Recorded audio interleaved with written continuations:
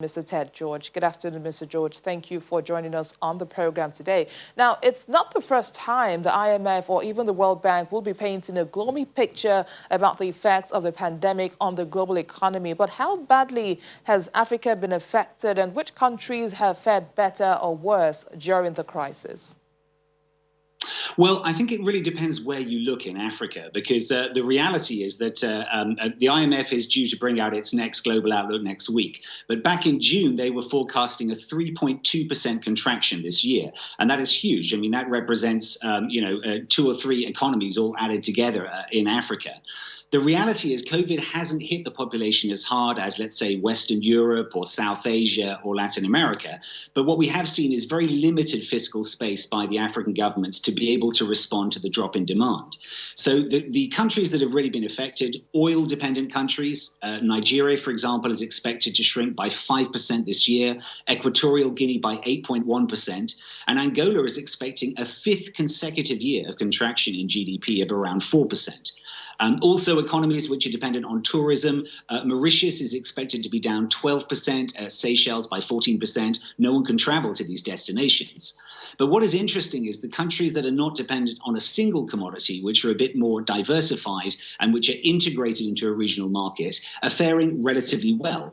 If we look at West Africa, for example, Ghana is overall expected to grow by around 1.5% and Cote d'Ivoire by 1.8% this year.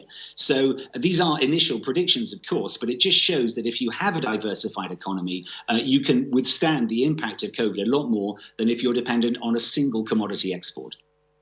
Now, heavy spending by governments has pushed up the level of debt, which is forecast to reach 100% of GDP next year. What has been done to ease the debt burden for African countries?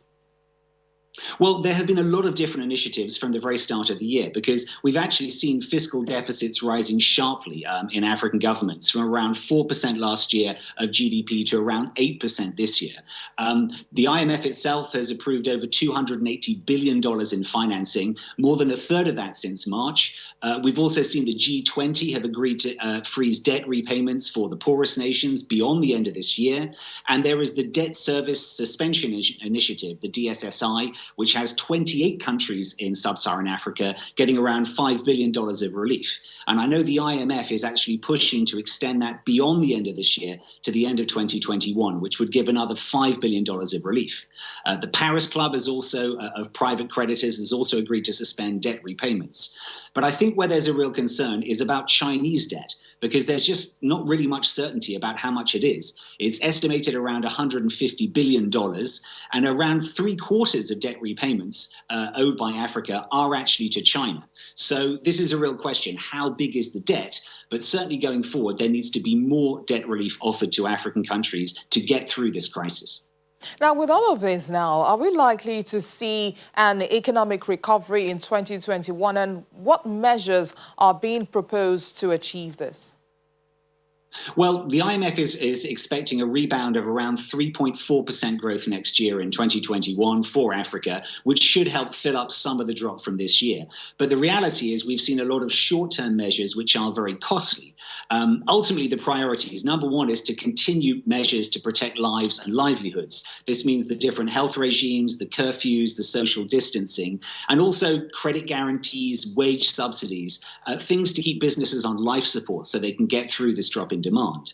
The real thing is what is needed in the medium and long term. There needs to be more public investment to boost growth. It can't just be propping up salaries. And this is going to require more lending and more borrowing.